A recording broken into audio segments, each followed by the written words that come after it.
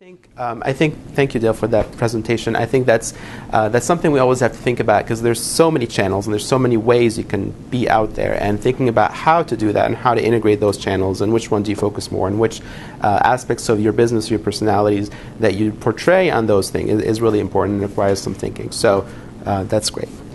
Today I will be talking about blogging, and I chose a title that says How to Make Your Blog Shine. And I've talked about blogging quite a bit in the past. But today I think I'll take a slightly different approach, where just to highlight the important aspects, of what a blog post should contain. So first of all, if you're not convinced that you should have a blog, I think everybody here is convinced, but just in case I want to start out with, but I think I'm in everyone's way though. Can you see the screen? Yes. Okay. So to start out with some statistics, this is a study that was done by HubSpot, and which is a company that does marketing, online marketing, and so on. And they've shown that there are 55% people who blog, companies that blog, get 55% more visitors on their website. Also, as far as blogging is concerned, if you are a B2C company, companies that are focusing on B2C, business to consumers, if they have a blog, they typically get 88% more leads than those who don't blog. And similarly for B2B companies, companies that blog, they get 67% more traffic than those that don't blog. So these are numbers, they're just, I didn't really look into their data, but I would expect that people who blog, people who are more active on promoting and displaying parts of their company, or they're sharing information on their blogs, typically get more traffic. And we'll understand why a little bit later in the presentation, why blogging leads to more traffic. So there's different reasons why I think people should blog. Companies should blog. So first of all, as alluded to in the HubSpot studies, it builds traffic, and this can be in multiple forms. People can come from the search engine. They have no idea who you are. They just do a search online, and they find your blog or website, and therefore land on your post, and they're very impressed, and then they read about you in the About page, and then click to contact you, and then you have a sale. Okay, that's obviously an oversimplification, but sometimes that happens. Social media traffic. When you have a blog and you're generating original content, one of the things you can do is share it on social media, right? And then your followers or people you're connected with say, wow, this is such a great blog post, I'm going to share it with my friends, and then their friends do the same. And so you can attract all this traffic back to your website because you shared it on social media. Okay? Email marketing. Email marketing can be a very powerful tool depending on your business. Actually, I think it's applicable in any business, but I think for some businesses it makes more sense than others. And I think that if you have a blog and you're sending those emails on a regular basis, I think that can bring back traffic to your website. Okay? It also can increase your credibility. So if you're a business owner who people don't know much about you, or maybe someone landed on your website from search engine or from a referral or from something, and then they see that your blog, and they see that you're providing all this information on your blog posts, they say, well, at least they get to know you a little bit, and they understand that you know what you're doing, they understand maybe a little bit how you operate your business and so on. So it can really increase your credibility in the online world where people may not know you personally. It can also establish you as an expert. There's a lot of businesses online that just they say, well, we'll start shop, we'll open a website, and they really don't know what they're doing. They just do it there, and they sell a product or service out there. And that's why I was inspired to share that picture with the guy with the long nose. That there are a lot of people who lie out there, unfortunately. But if you're blogging and if you're providing valuable content on a regular basis, I think that can make you stand out. The online, as a website or as a blog, by default, it's kind of an impersonal channel. So having that voice, a blog can provide you voice and authority also, as I'll show you how to be more authoritative in your blog posts, but this can provide your voice and authority, a way to express that. I think if you've heard a presentation from me before about this topic, can anyone guess what the two famous questions are? Okay. No. The two famous questions that I usually ask a lot about. It's okay. It's okay. I know no one is listening anyway, so don't worry about it. No. Does that ring any bells? Who and why? Okay, so I think that applies to a lot of different things, right? So, but specifically for a blog post, because the focus of a blog post is very specific, right? You're trying to address something very unique, something very specific, for lack of a better word. For every blog post, I recommend you ask 2 questions. Who is this blog post for? Who am I writing for? And the second question is why? Why am I bothering? Why am I taking my time to write that content to that person? Does that make sense? Yes. Okay. Did you say a question? No. Oh, okay. Yes. So let's address those questions. Who is the who? And I'm not referring to these guys. So see, I actually did this on purpose. Who is the who? But no. Yeah. If you were thinking of that, I'm sorry, we're not going to talk about that today. So who is the who? What do I mean by who are you writing this blog post? So, in any business that you have different markets or different customers or different audiences, right? So you have to keep that in mind as you're writing blog posts, right? So you can have what's in the online world, and actually it's just a common word called a niche or a niche. I like to call it niches. So what are some needs? How can you define or segment your population of clients into separate needs or separate people who share specific needs, right? So as you're writing to a specific niche, you're being very specific to their own interests, their own goals, why are they on your website, what problems they're facing, how you can help them, and so on. Does that make sense? No? I'm kidding. Well, I see we have some tough crowd here. Dale. See, everybody else is nice. Oh, So drilling. yeah, Dale. Yeah. So I'm just joking. I'm just going. Okay. I'll get you later. I know you will. It's a defense mechanism because I know I'll be gotten later. I guess that's the word. Okay, drilling down. So again, the previous slide just showed an overview of who that is, but really some of the questions to think about is who, as in, okay, how old they are, what's their gender, what's their sex, what's their education level, what's their job title. And again, these may not be important, but sometimes they can help you, personalize that audience and write to their own specific needs. What's their environment? Are they using your site on do they come to your site from Facebook? Do they come to your site on their cell phone? Do they come to your site on their tablet? Are they in their car trying to figure out where to go eat? Are they in their car trying to figure out what to fix their computer? Or are they just home searching the internet, just trying to learn or educate, or they're facing a specific problem, or they're trying to improve themselves? So thinking about the context of how they view your business and how they want to interact with your business can be important as you write blog posts. That way it matches their specific expectations and interests. Okay? Again, tasks. What are they trying to complete? Is it, do they have a virus on their computer and they're trying to check on their cell phone how to get rid of a virus? Or are they, so understanding the concept or the context of where they are and how they're trying to view the information you provide in your blog can be very helpful. Again, speaking to their goals and motivations and problems. What is their motivation? Why are they visiting your site, right? Can also, when you're writing a blog post, if you keep that in mind, you can address those concerns. That way you make them feel that they are on the right website or they are on the right blog and read the blog post instead of just move on to the next one.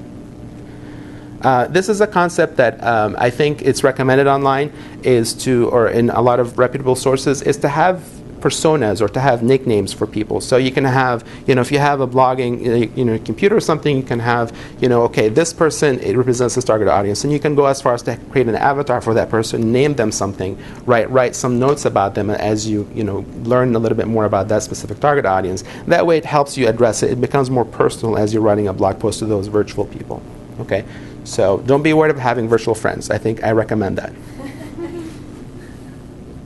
And there is that link on the bottom, and the slides will be available after the presentation.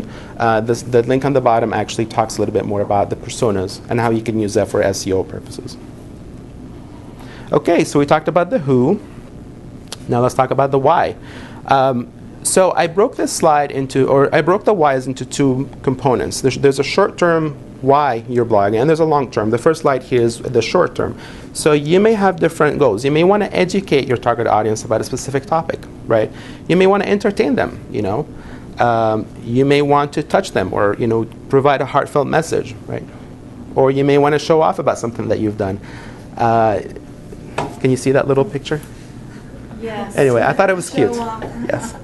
Yes. And I'm showing my showing off my ability to copy and paste images from Google Images here. And it could be a combination. It's probably a combination of those things, you know. And again, every blog post has a different purpose, right? So depending on your audience, maybe on Mondays you want to, you know, provide an inspirational message. Maybe on Tuesday you want to provide a different kind of message, and so on, right? And I wanted to ask you, what about you? What kind of messages that what is a short-term, you know, if you're thinking about blog posts that you wrote recently or you plan on writing recently, why are you writing that? What's your intention? Chris? I wrote one last week about fear because it was an introduction to my workshop. So it got people thinking about different aspects, but I also kind of gave them exactly little snippets of what was going to go on in the workshop. Right. So it was enough to entice them. Yeah, so it's kind of pre-selling them, right? Yeah. You're preparing them for something coming up. Good. Anybody else? I think the blog posts that I've begun writing, I'm not posting yet, but I've begun writing to have a backlog of stuff to post, is primarily oriented toward answering questions that I think my target audience is asking. Great. The target market is asking. Great. And I'll probably find out whether they are or not. Yeah, and you know, it could be. It's part of it is also educational because they may not know what questions to ask, right? So I think that's very valuable. Good. Okay. Okay, so some of the long-term. So these are, you know, per blog post, you can have a short-term goal. You want to entertain, you want to say something funny, or you want to engage your audience. But there are long-term goals that you want to use your blog to accomplish. And some of these were, you know, stuff that I've alluded to before. Maybe you're trying to establish credibility or that you're a leader in that field. You can increase traffic to your business website, for example. If you have a large corporation, you may want to humanize your site. People see you from a different perspective if you have that personal component on your blog. Maybe it's just simply you're just trying to generate leads or pre-sell prospects, you know, so you're trying to pre-sell your prospective consumers on hiring you for a specific job. You can also be just building awareness or branding, you know, you're branding your business. Sorry. You can do all of that on your blog, though, right? Absolutely, yeah. You have different focus for each blog post. Sure, Okay. sure, yep. And again, there's many other examples. There's different reasons why people blog. Can anybody think of one that I didn't mention here? Maybe educate. Kind of, you're just informing your prospective clients because they don't know what questions to ask, like David was talking about, right? I think my answer was oriented more toward long-term than short-term. Right. Well, I think they go hand in hand, right? I think a really good blog is one that becomes a resource for you, so you keep Right. returning to it, so you're building a resource for somebody. Right. That's how I look at the online BizSmart blog. Right. Great. But in so doing, you're also trying to establish your credibility, so that way, if somebody has a question about social media, they know where to go, right? And your branding also, you're trying to brand yourself as a resourceful website. Great. Okay, so some of the questions that people struggle with as they're starting a blog, or if you already blog, well, I'm out of ideas. How do I find topics to write about, right? And there's different ways you can do that. And I've used this image before that I'm going to share with you, but before you select a topic, and again, that applies to anything. Last weekend, I participated in an event called Startup Weekend, right? And part of the process, and by the way, thank you, Baggins, for sponsoring lunch one of the days. So, and part of the process to go through Lean Canvas, right? And part of it is to validate your ideas. So you may be the smartest, you know, developer or the smartest engineer, and you create a fantastic product. But the problem is no one really has that need except you. So you created this wonderful software, this wonderful product, but no one is going to buy it, right? So one of the process is to listen to see what your market is doing. And that's why I shared this dog before with the big ears, right? Because you have to listen. And there's so many areas where you can listen. You know, you have social media interactions where you're building interactions with other people. You're having conversations with your prospective clients or people in your industry. You can create surveys on LinkedIn and Facebook and ask questions on Facebook to kind of get a feel for what people are struggling with. Also, if you have a running business or an existing business, you can have, you get frequently asked questions all the time, like how do I do this, or what's the process for doing that, or how long does this take? So you can have a frequently asked questions, and you can address those type of topics in blogs. Also, you get emails. Again, that applies to the frequently asked questions. You get emails from people asking you, and when you see trends about issues that your clients struggle with, these can be good blog topics. Again, common problems that your clients have. You can address that, and that also can help your existing clients as well as bring new clients later on. If they see that you've provided value in that particular topic, they can come back for something else that they need your help with. Another way to do this, and I don't think we'll have enough time today to cover Google, to cover keyword research, but another way to do this, and I think I covered it not too long ago, right? 6 months ago, I think. Oh, it has that long? It's been a while, yeah. Okay.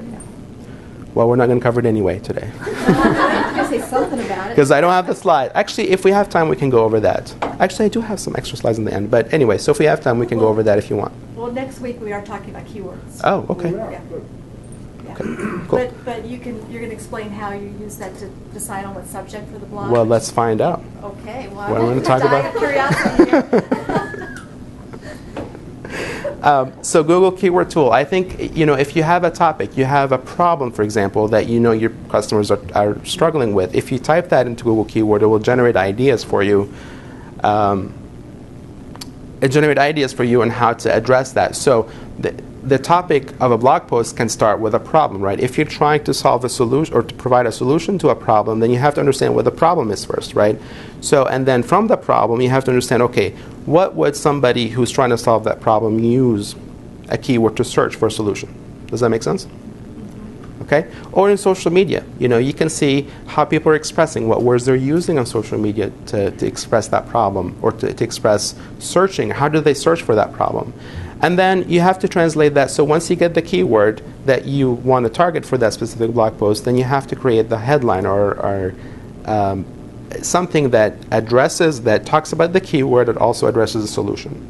Does that make sense? I think I'll go into detail a little bit more. It's eye-catching, but you also include the keyword in the headline? Yes. Yes, and actually this is a piece I'll go into later when I'm addressing some of the SEO concepts. Mm-hmm. So a headline is important because...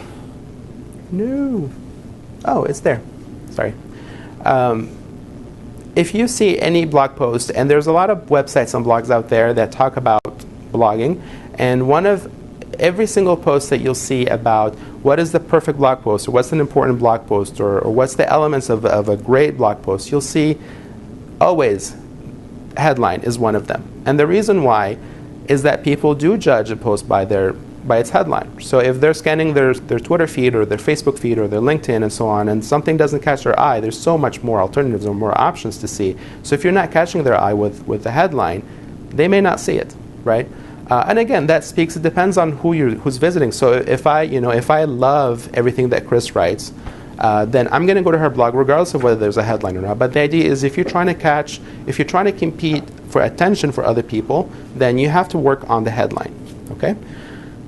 Again, if it's not catchy, they may not click on that blog post or that link that leads to your blog, therefore they won't read it. And also, as I will cover a little bit later, it can have very high SEO value if you include your keyword. I've shared this slide before. I'm sorry, is everything okay back there? Oh, should we pause? I'm just kidding.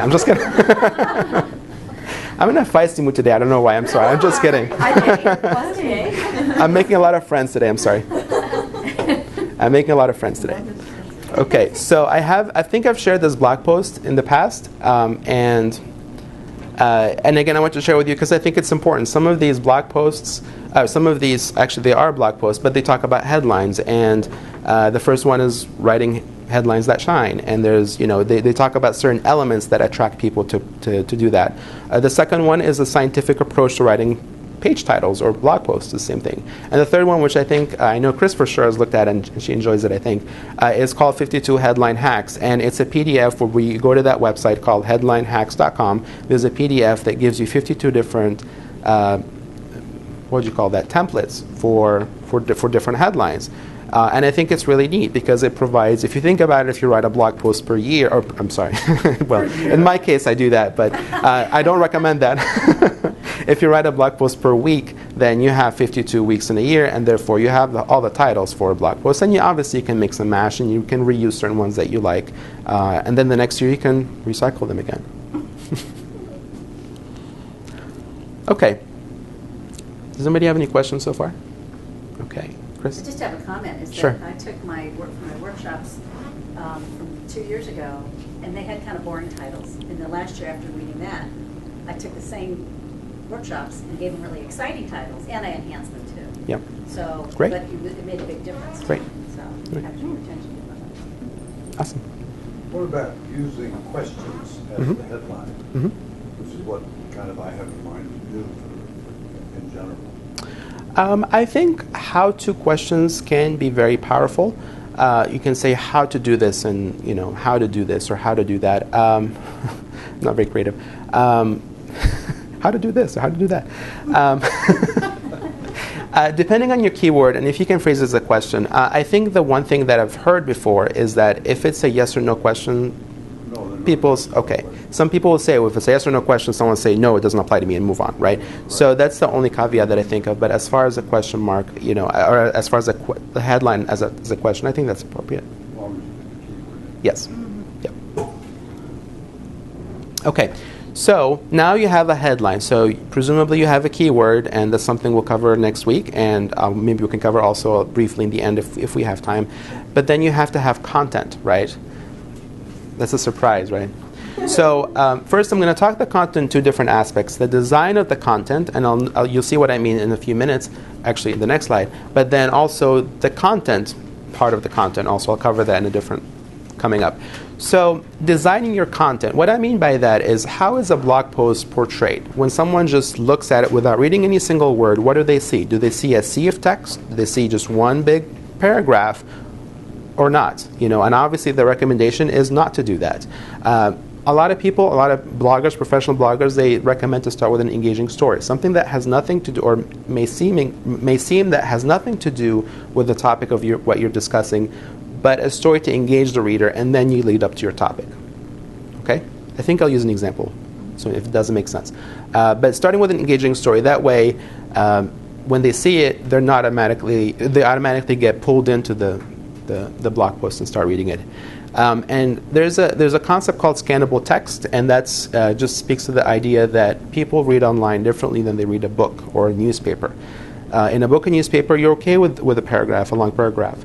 But with online, people want to see shorter paragraphs, 2-3 sentences, headlines and subheadlines within the blog post. And also bullet points. So if you can make bullet points that will break up the content and will make it easy to use, easy to read.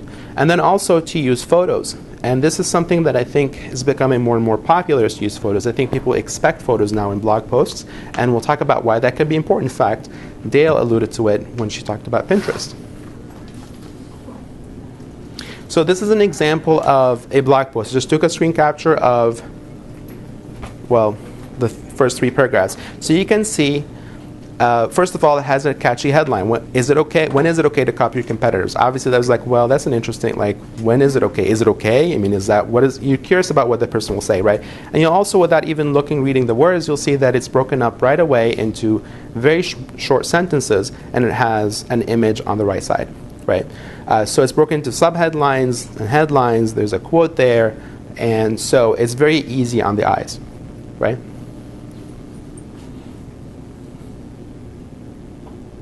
Okay, so I wanted to talk now about how do you get images. And actually, I want to share something with you that I learned recently. I didn't know this before, but so there's different sources you can get photos. Okay, Google Images, you can get photos, but you have to be careful because some of it doesn't have the license to be able to use it on your own blog post, right? Flickr also has that ability where you can get photos.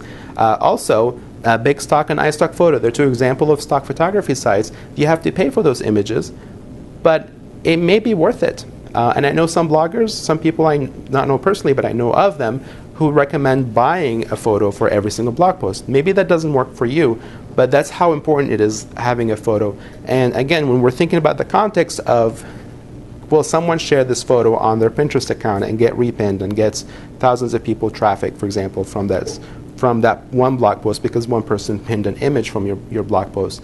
That could be very interesting or very powerful in bringing you traffic, right? So thinking about the photo, and not just using a generic photo, something that people have seen before on a stock site. And again, for the stock photo sites, you have to be careful, because some of those photos, I see some photos, I'm like, I've seen this image like 1,000 times. Not anybody applies here, but I see photos, and these are just photos, maybe because I'm on these sites all the time anyway, but I see photos over and over again, and it looks kind of cheesy a little bit. Does that make sense? So I wanted to share with you Google Images. This is something I learned about recently. So if you go to Google Images, if you just type Google Images into Google, you'll see the links are broken up. You'll see the second one on the right here, on the left right here. It says Advanced Image Search. You may not be able to see that. I tried to get the whole thing here. Actually, you know what? I can't even read this. I'm just kidding. I can. But you'll see. You can really drill down on how you're searching for an image. But what I wanted to highlight is in the red box at the bottom, which is a drop down that says usage rights. Okay? And one of those options, you'll see it says free to use or share even commercially. Okay? So those images are okay to use on your blog post even though they're available publicly. The license is there so you can use it. Bless you. Yeah. I've known about Flickr, and it has the same concept also, where in their advanced search you can filter images that have in the bottom the Creative Commons. You can say find content to use commercially, or even to drill down that ones you can modify or adapt or build upon. Okay, so you can use those images, I don't want to say freely, but for free. Okay, so yes? Another really good site where you have to buy the pictures, but it's cheaper than iStock Photo is Fotolia, F-O-T-O-L-I-A. I found a lot there. Fotolia, F-O-T-O-L-I-A.com. Is it Fotolia or Fotolio? No. Fotolia? With Okay. L, yeah. I've used it a lot. Yeah. So. Yep. iStock Photo tends to be more expensive. It does. Getty Images is the most expensive. So Yes, don't it even is. go there. Yes.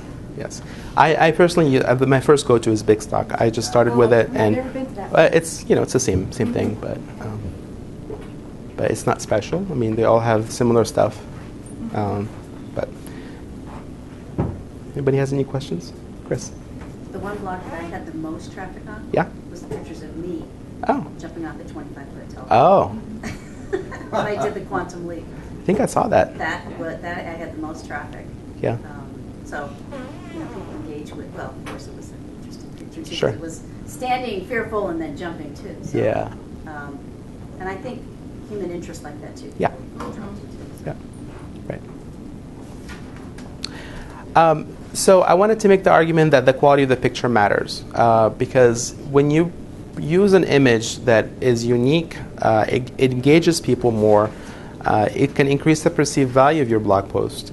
And also for shareability, and this is something that I was going to joke around and say there's this new site you should join. It's a secret. It's called Pinterest, but of course Dale talked about in the beginning. Yeah, that's okay. But I guess what I'm saying though is that the images, and if your blog is very visually oriented, having that image, and you can have a pin it button, and if they pin it and then it goes on their board, and if the picture itself has good value, like if it's a beautiful picture of something, or says something, or has a quote or something like that, that has the ability for people to share or intrigues people to share that photo, then it can have potential unlimited traffic coming to your site, because if people pin it correctly, it will still track back to your own link, to your own blog post. So if someone is intrigued by the image and clicks back to your original blog post, then that's traffic back to your site.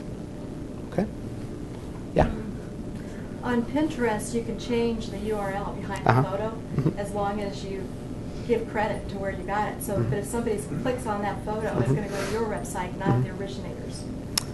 I think I checked on. I think it's okay as long as you give them credit for where you got it. Right. Well, yeah. So that's the ability Pinterest gives you that is pretty powerful. It is very, very powerful for you as you're repinning, but also, but a lot of people won't if they're just using it for the. They will take the time. Yeah, and maybe they have no interest. A lot of people are on Pinterest. Not everybody has a marketing, goal or motive, and therefore people are just sharing pins because they're sharing a beautiful image with their people. With their, not people, but with their followers. Okay, so I covered a little bit of how to kind of break up the content, right? Use images. Now I want to talk a little bit about the content itself. This is not, if you've been here before, I think this is content that I've shared with you before, but I wanted to go over it because I think it's important. Regardless of what your intentions are for a blog post, I think it's good to sound authoritative, to sound that you know what you're talking about, basically, right? So again, authoritative headlines, and in the examples, in the headline hacks, for example, it talks a lot about, or it provides a lot of headlines that can make you sound authoritative. So if you say top 9 ways to do something, someone is going to say, well, I want to read what the top 9 ways are, and they're trusting, and they, assuming you deliver on the content, actually providing 10 useful ways to do something, then they will see you as authoritative. That means, so if you say the top 3 ways or the top 4 ways to do something, that means you've done a lot of research to find what the top 4 ways are. So automatically that gives you authority. Again, you have to deliver on that content, because if you say that and someone like, wow, I'm excited to read this blog post, and they go and they're not providing the content, they may never come back. Okay? In a blog post, I think, there's knowledge out there. Everybody knows information, right? But once you incorporate your own personal experience or your own personal story with that, I think that gives you authority, and that gives you voice, and that, people feel they know you a little bit more. Okay, so integrating your own personal experiences along with concepts, or along with information out there, can be very powerful in creating you as an authority figure. Being concise. I think we use the example of Seth Godin all the time.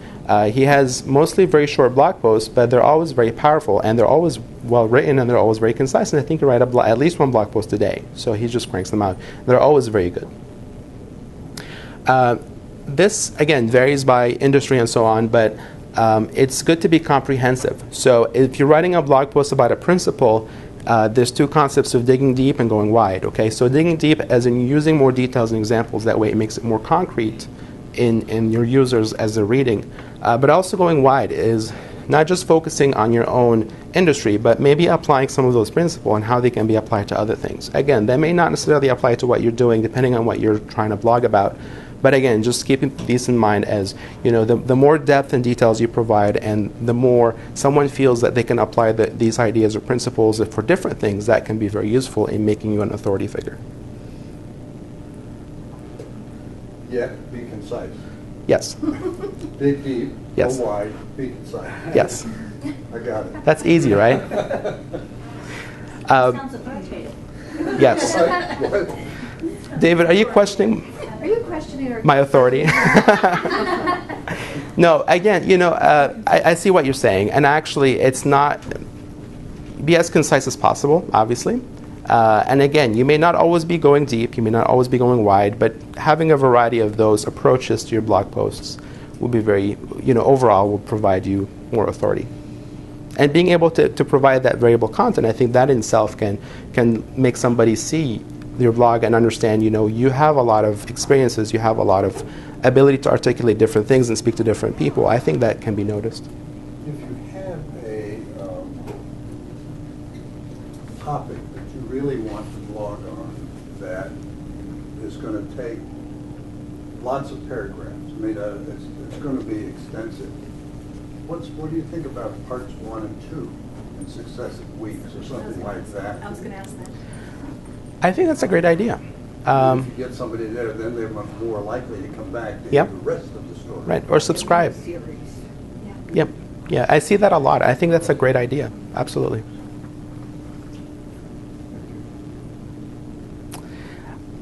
Okay, and also with a lot of the blog posts, you have to be relevant to your own customers, and that goes back to the question is who you're talking to and why you're talking to them. Is you have to solve a problem or provide a solution to what they're looking for, right?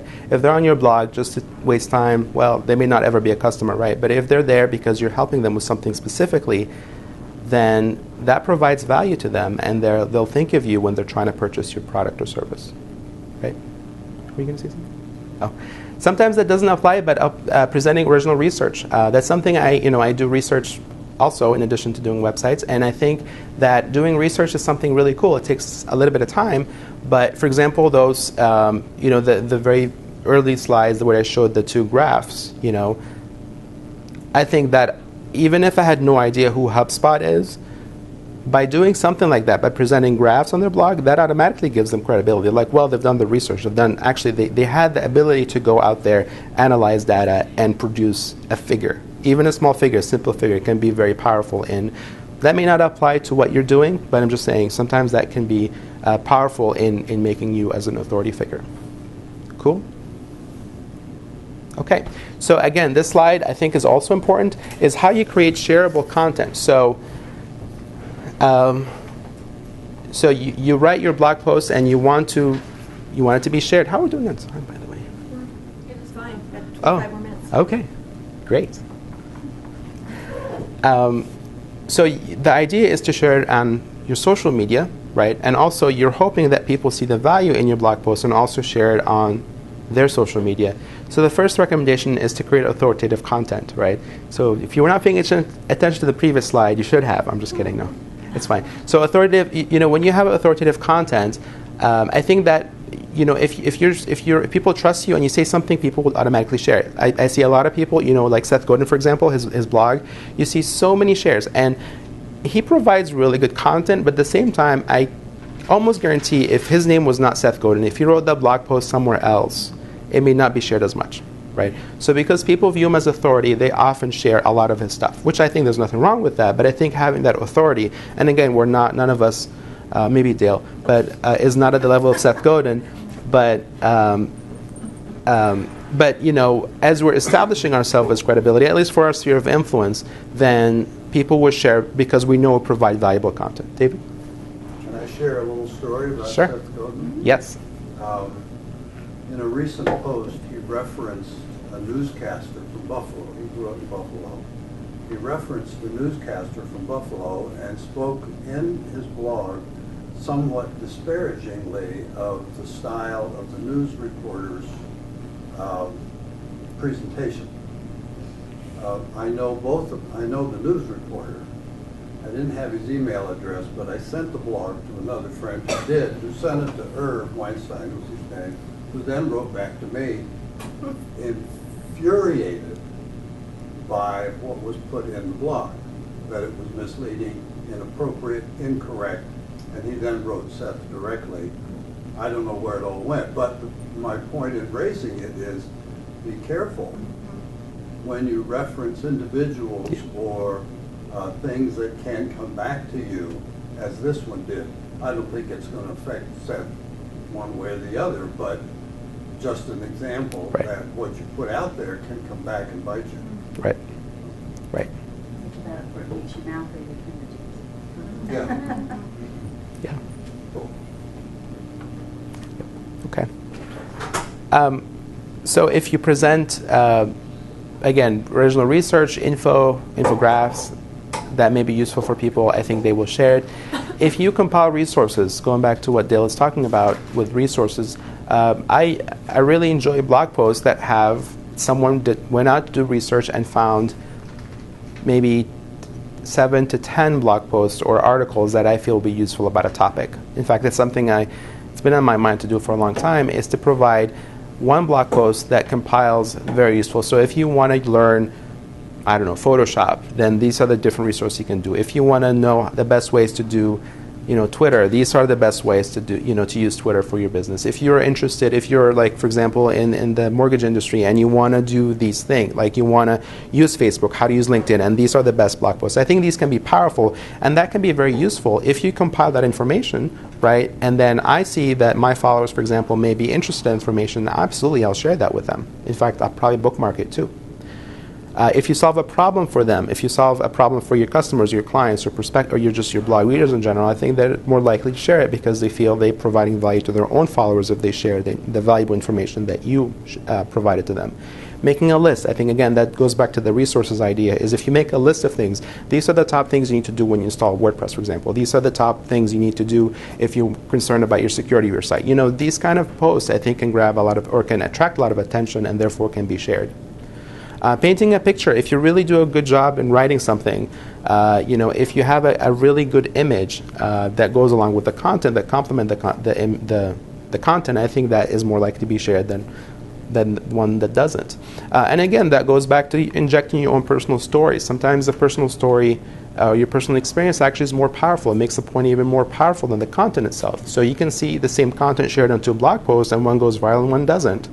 There's obviously other variables that can be involved here, but I think having a personal touch, having a personal story that makes you human, that makes the concept more personable, I think that can go away in someone sharing your blog post. And I've included a great reference here if you have some time. I recommend it.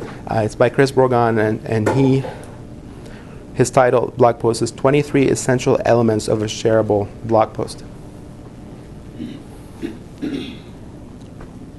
Okay, so let's talk about the call to action.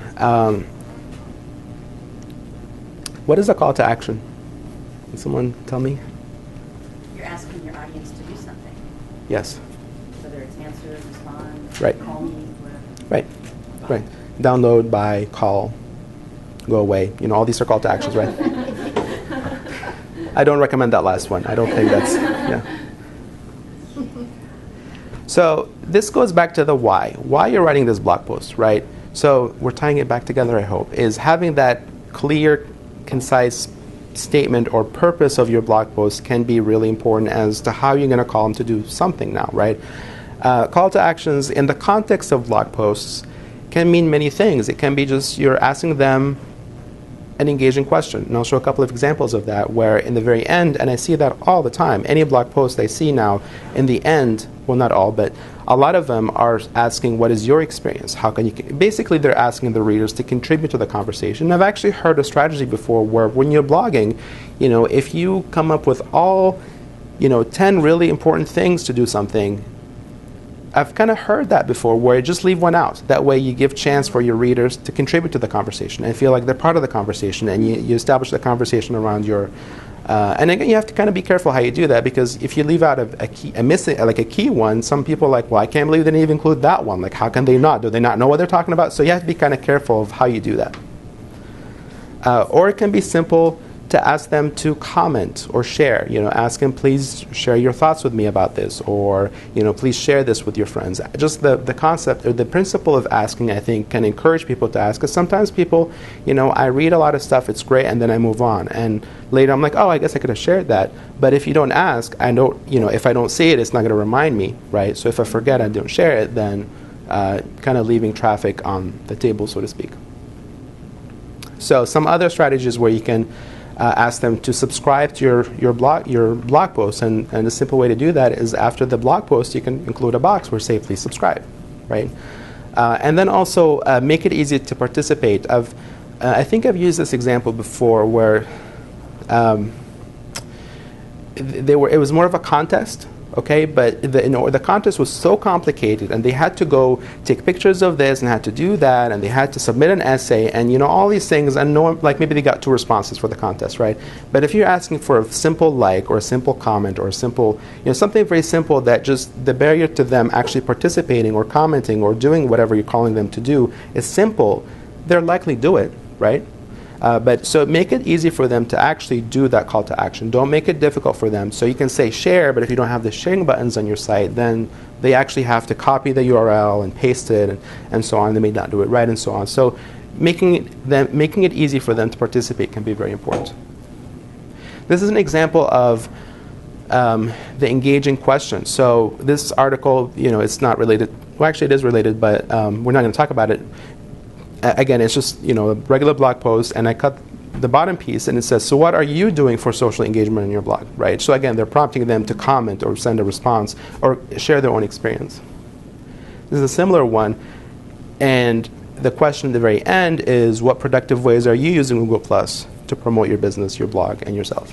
Okay, so it can be very simple, and again, if you don't have that question in there, if that person didn't have that question in there, people may have some idea, but they didn't share it because they were not prompted, they were not reminded that they have the opportunity to comment. Does that make sense?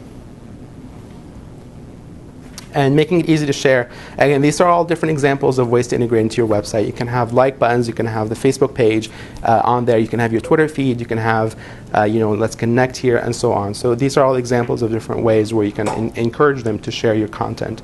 And also I talked a little bit about the subscription. So you want them to be able to make it easy for them to come back, right? So you want to give them a chance to subscribe to your email, and it has to be visible, whether that's on the sidebar or whether that's underneath each blog post. That can be different. And these are all examples of ways you can do that. MailChimp, Constant Contact, Aweber, they all provide, depending on your preferences, they can all make it very easy to integrate that ability for people to subscribe to your blog or your newsletters. Okay, so we talked about the headline, first the need for the problem you're trying to solve, how to put that into a keyword or a headline, and how you kind of design your content. Now let's talk about some back-end stuff. How do you make sure your SEO is reflecting that keyword? So first of all, let's say we have a keyword. There's different ways you can integrate that, and I'll show you screenshots of that in the context of WordPress. So I think most of you guys will be familiar with it, but if not, we can go over some other ways you can do that. But again, the keyword has to be in the title. Otherwise, the search engine scanning your blog post or your article, they will not know your keyword isn't there. They'll scan your text, but if it's not in the keyword, they may not place emphasis on it. It also has to be in something called the meta description, and I'll show you in WordPress where you add that. But again, you have to describe your blog post, and the meta description is if you're on Google and you do a search, you'll see the link on the top and then 2-3 sentences underneath, 2-3 lines underneath it. That's the meta description. If you don't include that, it's okay, because Google, what they'll do is they'll grab the first 2-3 sentences, but from your content. Okay, so it's not going to be blank if you don't include anything. But I think there's an area where you're engaging people here if they're looking for search results and you are trying to appeal to them, making them click on this search result. Okay, so if they're looking at a page one of Google that has 10 results and they see your search results, if it's a title and the meta description doesn't really make sense, they may not click on it. They move on to the next thing, right? But if your keyword isn't there, first of all, it's going to be bolded in the title, so that's going to grab more their attention. But also, if it's in the meta description, it will entice them to click. And there's ways you can do that. If you make it emotional, if you say something, if you leave it hanging, they're more likely to click on the search result to see what you're doing. And I'll actually show you an example exactly of how to do that in WordPress again in the next couple of slides. There's a lot of talk about how you use your keyword in your content. Okay, there's talks about keyword density, how many times you use it, do you bold it or not, and so on. And my advice is to be as natural as possible. There's a link in there. I think we have time again. We'll go to it. But they break it down with if your keyword is chocolate donuts, where you should use chocolate donuts, where you should use chocolate, where you should use donuts. But my personal advice is to stay away from having a system that does that.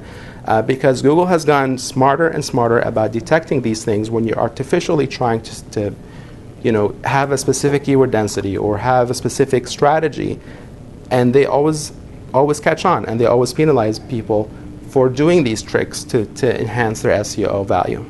Okay? Is it 3 to 5 times you use it? No. I'm just kidding. Well, it depends on. What I do is I just write naturally. I don't even think about how many times I use the keyword. And that actually also allows me to use the keyword, but also use relevant terms for the keyword. And that's something Google is getting smarter about looking at. If your blog post has, words were, content, and then, jewelry in Tucson, Arizona, and then again, jewelry in Tucson, Arizona, and then again, jewelry in Tucson, then they see, well, there's some pattern here, especially if you have jewelry in Tucson, Arizona in your title. They're like, well, I think this person is trying to over-optimize that post for that keyword. And that's something, actually, that's the last Penguin update they came out with, and that was exactly what it was doing, is trying to see people who are over-optimizing for keywords. Anyway, so I would use it naturally. There might be some systems out there that may be reliable, but you can't guarantee how long they're going to exist before Google catches on and penalizes that. Okay? So I just made a fake post here. Does this look familiar? I hope so. If you've seen WordPress in the back end before. Well, if you don't use WordPress, you know what this is. So this is an area where you can write blog posts, and I just to kind of be consistent with what I've been sharing with you today, I decided to title this post, "The Top 9 Steps to Use Social Media to Grow Your Business." Okay, so you're like, wow, I want to grow my business. I want to know what the top 9 ways are to do that, right? And then you write your content. Here's my outstanding content, step 1 through step 9, and so on. Okay, again, this is the title. So if people see that, they're like, oh, I want to see what that is, right? I want to see what the type, especially if I'm having a problem growing my business. If I feel my business is stagnant, when I want to read that post to see how I can use social media, because I've been hearing all this buzz about social media, so I want to know how to use it to grow my business, right? And then there's different examples of, so before, is everybody okay with this piece? Okay, so the next piece I want to show you a plugin that WordPress, some people use all-in-one SEO, there's other ones equivalent to it or similar to it and so on, but they all share the same concept. And these plugins are usually underneath your blog post. You'll see it at the bottom, underneath a blog post, and it will give you a chance to customize the areas or the things that I discussed, which are the description, the title, and the keywords. Okay? So keep in mind, though, that the piece in the bottom is not what people see. It's what the search engines see. The title that you use on the top, this title is what people see. So when someone is looking at your blog post, they see the title, Top 9 Ways to Do So-and-so, okay? But then the area on the bottom here, you're telling what the search engines should see.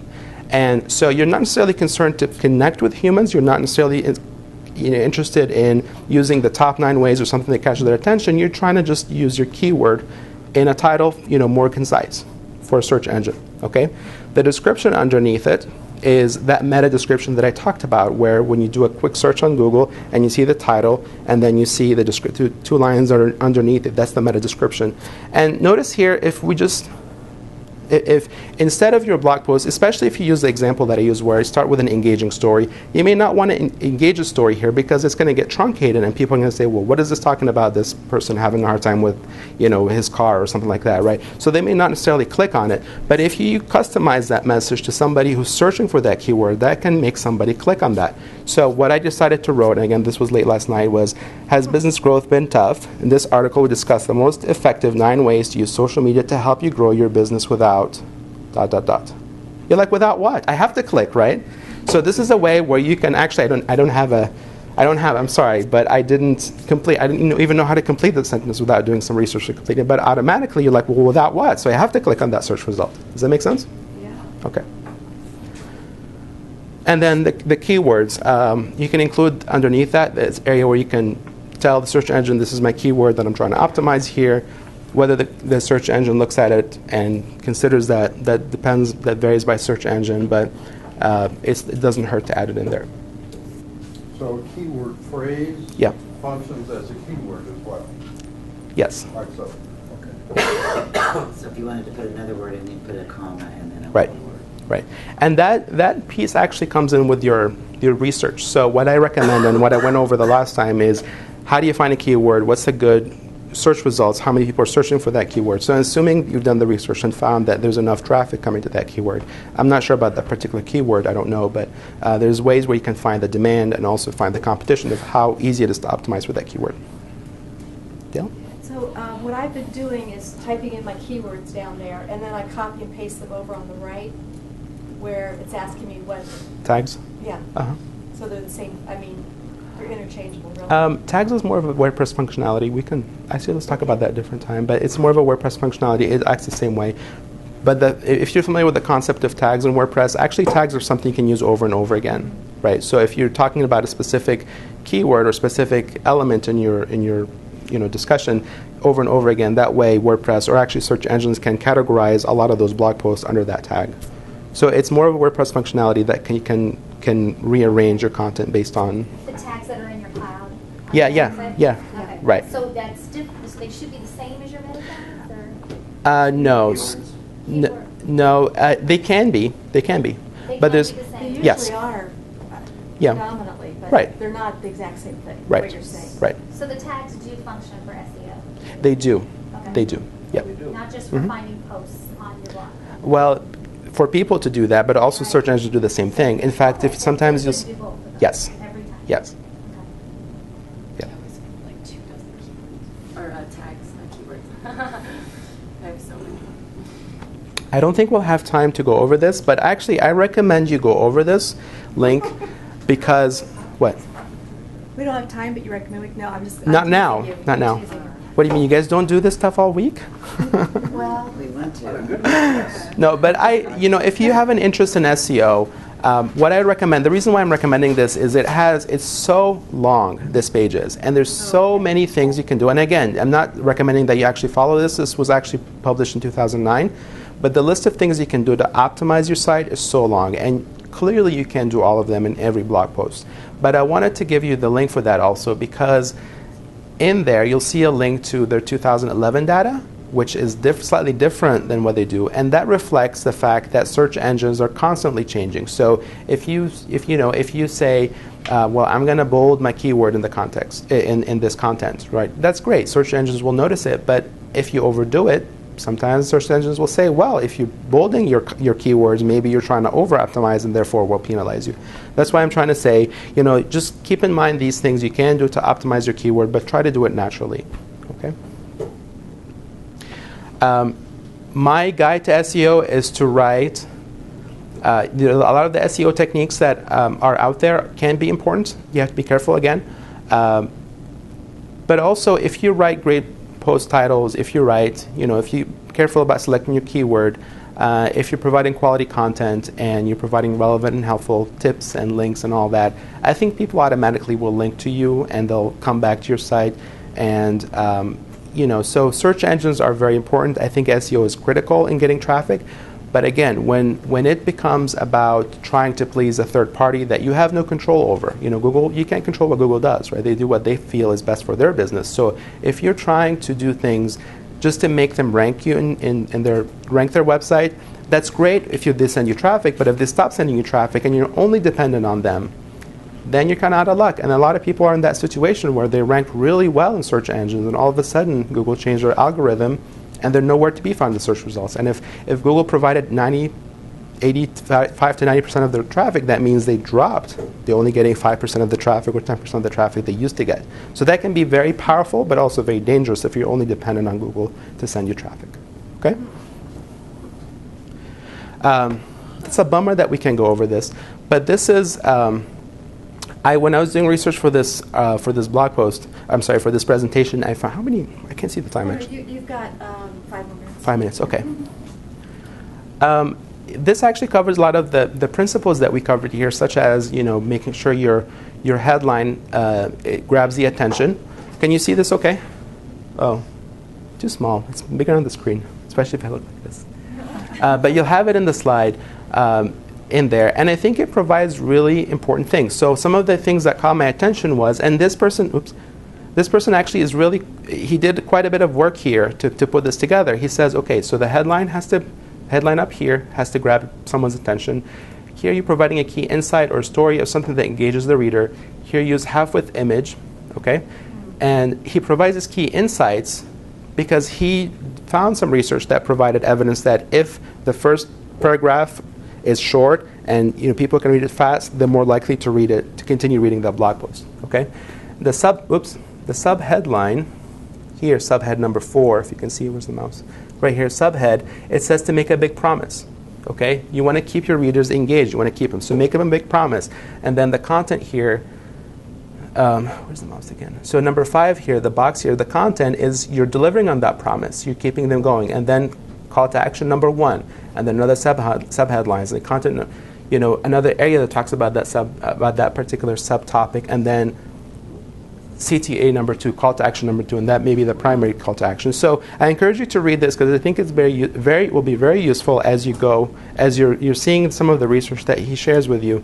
There's one thing though that I want to share with you about this, and in providing, it goes back to the being authoritative. You can have a quote in your blog post, okay? And then there's a way, actually a really neat way, where you can put a link where if someone clicks on it, it automatically populates that quote into Twitter, if they're logged into Twitter.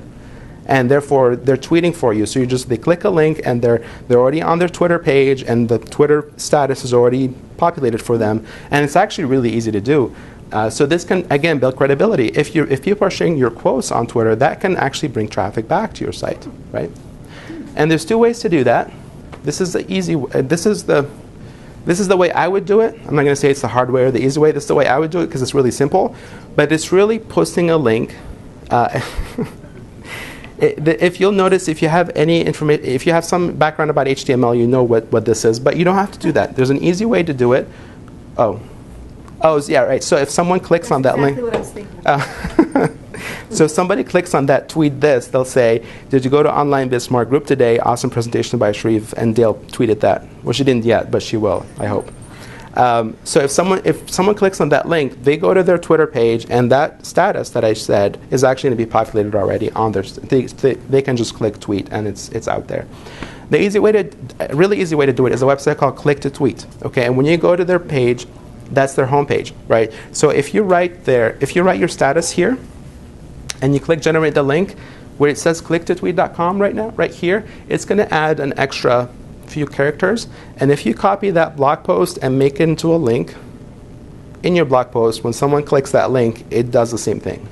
Okay, so that's an easy way to do it. And but it's really easy to use. And if you do it, it's just as easy as that. So that's the link where you send that traffic to. So if in my previous example, that piece here, tweet this. Does it give you directions on that website on how to do it? It does? Here's how it works. Oh yeah, here's how it works. Yeah. Write the message, click to generate, share the link. Yep. Can you, go ahead. Is that different than having the Twitter button on your blog post? That's different because with the Twitter button, you don't control what they say. If here you want to customize the message, so you want to say, Sherif Morgan said this. So you're basically telling them how to quote you. So you're telling them the status already you want them to populate. And they obviously can change it. It's not like they have to submit it, but at least you're giving them. And really that increases your credibility because they can just, if someone sees that, like, oh, it's quoted, so I'm quoting this person, Sherif, right? So that this Sherif person may know something, so I may visit his blog post, right? But also it makes it easier for them to share it, right? And then also, again, it's there for them. I think it's cool. If I see that, I'll click on it. I'm like, oh, I want to see how that does. I'm like, oh, this is neat. I'll do it, right? I'll actually share it with my visitors. And you paste that, whatever it generates, into the body of the... Yes, and make it as a link. Okay. And the anchor text for that would be like tweet this or share this with your Twitter followers and so on. Marie Forleo does that in her regular Tuesday Q&A videos. So it's video. She talks about it, and she says, and here's the tweetable. So it's right below her video. Nice. It's a different color. So you click it, and it goes right there. Mhm. And she's usually quoting somebody that she's talking about. Right. So. Right. Can you incorporate that in your website? Absolutely. So it's not just blogs, like you can do it on... Oh, absolutely, yeah. on the It's a content link. On your website? Yeah, it's a link, so you can put it anywhere. Anywhere a link is possible. Okay, newsletter, everything, okay. What's the URL for the perfect blog post you had on the Oh, slide? sure. It's That sideways. it's socialtriggers.com. Oh no, I'm sorry. Never mind. Socialtriggers.com/newsletter? No, Oh, okay. I'm sorry. This is Say to it ask again? you. No, it's. Let me get the link for you. I'll put the link on there. Triggers? It is. That's the website, but that's the newsletter. Is just probably to sign up for that. I'll make sure the link is on there. So to recap, we talked about why you should blog, right? And some of the questions you should ask before you should write a blog post. And those questions are what? Who and why? Oh, good. I'll Okay. never forget it again. Oh no, you can forget it. That way I can give you guys a hard time next time too. How to attract and bring people, so you can do that via keyword research and by grabbing the attention of people using the headline. How to keep people there, right? So once they're there, they're instead of seeing a body of text, you're starting with an engaging story or something like that, and then a photo to kind of keep them attention, and then using some of the advice of that infographics or that image that I showed you previously, where you can give them a promise to keep them going and so on. It's not manipulation, by the way. It's a strategy you're using to write to keep your readers engaged, right? And then delivering. Make sure you deliver. So you give them the authoritative content, you give them the useful content that they're looking for, and then ask them to do something. Call to action, whether that's a subscription, whether that's a like, whether that's a tweet, that can vary. And that's it.